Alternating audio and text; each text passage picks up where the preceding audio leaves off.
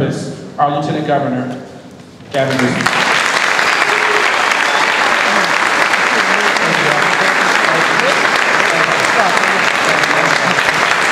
Thank you for all your hard work and bringing us all together. And Chuck, thanks for your inspiration and your example. Madam Mayor, thank you for all your outstanding work. To the Vice Mayor, City Council members, to representatives of Community College, to all of the other remarkable people that are responsible for getting us here. I'm grateful for this opportunity, but it ain't all about you. It's about the folks sitting right in front of me. And I want to give a big round of applause to the graduates.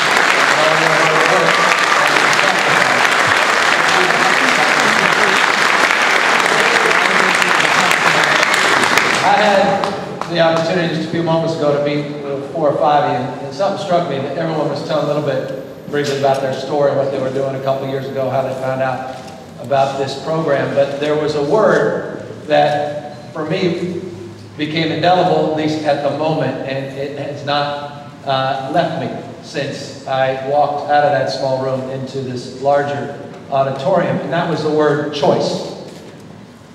Choice.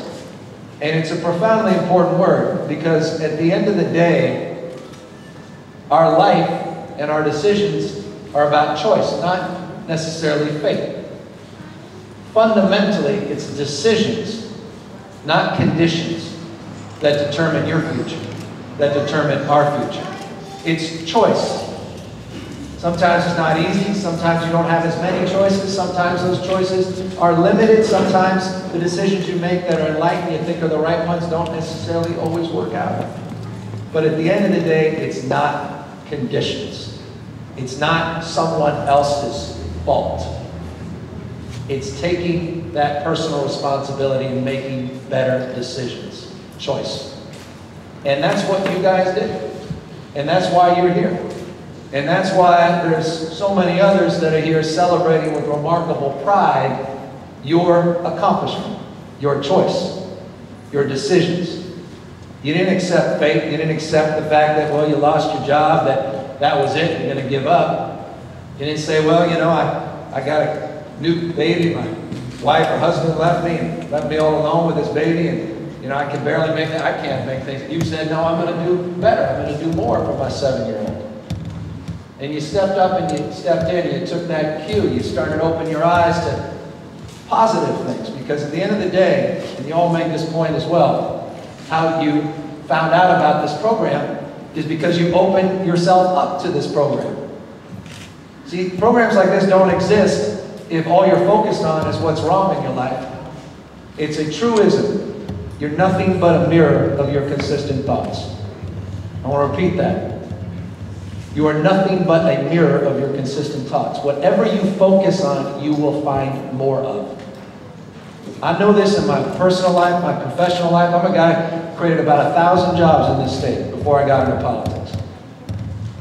The only reason we were successful is we tried to, A, learn from our mistakes, and we made a lot of them. Mistakes are a portal of discovery. Thank God you have made mistakes. I hope you have in your life. Because there's no success without failure. But that success comes from learning from those mistakes. But it was also the ability to scale what was right. To focus on what was right. To focus on what is right in your life. And when you walked around, as you guys were exampling, and you went to the EDD office, all of a sudden, you weren't just putting your head down and waiting in line for someone else to solve a problem. One of you said, I looked up on a board and I saw something called Richmond Build, and I wrote down the number and I made a call, because I had opened myself up to a different expectation of myself, my future, and my family's future. You were focusing on what was right. Maybe there's something else out there. These are important points. And I know it can sound like, you know, we're all from the Bay Area when we talk about these things. But whatever you focus on, you'll find more of. If you're focused on what's wrong, you'll find plenty of reasons to be depressed. Hell, this is the state unemployment numbers just went up today. I don't know if you saw that. Back up over 12%, second highest in the United States. 2.2 million people don't have jobs. 52 counties in double-digit unemployment out of 58. 22 with unemployment north of 15%. And thank God we're out here in the Bay Area and not out there in Imperial Valley, because Imperial County has unemployment numbers that are 28.8%. I know you hear politics talk about depressionary unemployment numbers. You haven't seen numbers like that truly since the Depression. That's not underemployment. Those are just the raw unemployment numbers. And what lies beneath those numbers, you all understand that. It's issues that are so much more compelling than the mayor talked about. Issues of social justice, issues of historic and chronic poverty, issues of race, issues of gender. Unemployment rate for African Americans, unemployment rates for Latinos substantially higher. So we got to get our act together, and I guess that's a long-winded introduction to why I'm here. Because I'm part of the problem. You pay my salary to try to help fix this. We got to do something dramatic. In psychology, they call it a pattern interrupt. In life, it's a pattern interrupt, isn't it? Continue to do what you've done, you'll get what you've got. Wake up, do the same damn thing every single day. You are guaranteed by the time you turn the lights out that the day repeated the day before, and it will repeat itself the next day. You've got to create a pattern. Remember old record players? You guys are too young. None of you remember a record player. I won't even bring up 8-track tapes. There's one person. You know the grooves on a record player? There's grooves on a record player. Put the little needle down and it just goes around and around. It's preset. It's predetermined. But if you can scratch that record, all of a sudden it skips. That's a pattern interrupt. All of a sudden, there's no expectation of what happens next. You've changed that pattern. That's what you're celebrating here today. You have changed your pattern. You've created that pattern interrupt. Those grooves aren't predetermined. Now, all of a sudden, you're moving in a different direction.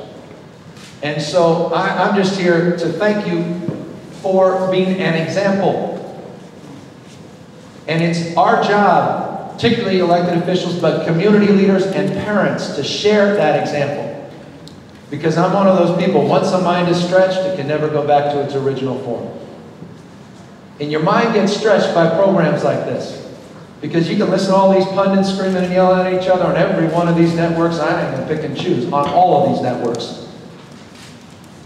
And you get damn depressed. But then you come to something like this and you see the pride in folks walking right past you, right behind you, and right back in front of you with their heads up, their shoulders back, and you say, wait a second, we can turn this around. We can move in a new direction. But it's all about scale. Why isn't this happening everywhere? Why aren't there 250 folks sitting to my left and right and in front of you? Where are the other cities and counties all across this state, for that matter, around the country? So it is about scale. It's about sharing these best practices and letting other people know that we can turn this around by building partnerships, not just public-private partnerships, but public-public partnerships. Cities coming together with counties, coming together with the state, federal government, nonprofits, people coming together across their differences, scaling their success and building capacity, and then taking those ideas and making them whole. Final point. A couple of reporters asked the right question. There have been some pretty lousy articles about green-collar jobs that have come out recently. And there's a lot of knock about the Obama administration, that he's showing up at lithium-ion battery places talking about the new economy or the next economy. Meanwhile, they're saying, well, what about this economy? Because I'm living in this one right now and it doesn't look so good. And there's a lot of folks that don't necessarily believe in this green economy nonsense, and they're willing to just pull the plug and give up. They say it's only 2.2% of our economy. That's true. But they miss a larger point.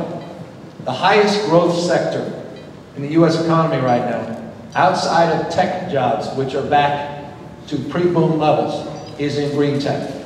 You have chosen wisely, is my long-winded point. California is not waiting around for the rest of the country. We did something called AB 32. This matters to you. AB 32 basically does what we had hoped the rest of the country would do, and that is set some very specific targets as it relates to reducing our greenhouse gas emissions back to 1990 levels by 2020. The only way you can do that is you've got to produce more renewables, or you've got to become more efficient. You've got to do all the things that you have been trained to do. We have specific, legal, mandated goals. There is no going back. We have to reach those goals, which means we need you, which means the private sector is going to need to employ you. We need your skills, and we need your experience that you are already or have already been the beneficiary of, to go out there and lead the way. Quickly, I will conclude. There are some that say the only way you can reduce your greenhouse gas emissions and grow your economy is to dramatically disrupt the normal course of things and impact in the interim your economic output and actually exacerbate problems. I would offer just this simple reflection, and I don't know why more people are talking about this. In the late 1990s, countries around the world agreed to reduce their greenhouse gas emissions, called the Kyoto Protocols. Only 4 countries we know are going to reach those accords next year. All 4 of those countries, Sweden, Denmark, Germany, and United Kingdom, before September 15, 2008, Lehman Day, when the macroeconomic realities of this country decided to fade, all had higher growth rates in the U.S., lower income inequality than the United States of America, and and lower unemployment. Lower unemployment, higher GDP rates, and lower income quality, because they dramatically changed the way they produced and consumed energy. We can do this. There's evidence, there's examples.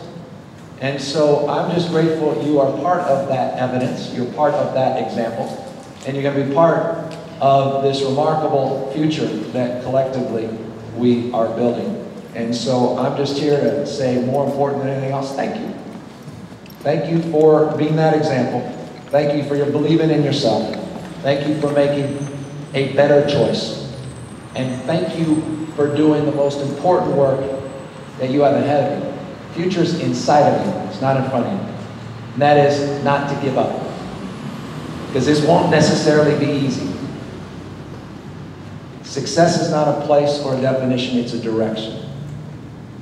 There'll be setbacks. You may not keep that job, but don't give up. You've proven yourself today that you have something in you that's special and unique. No one else has your unique expression. So share it and celebrate it and keep your head up and keep moving forward. Thank you all very much.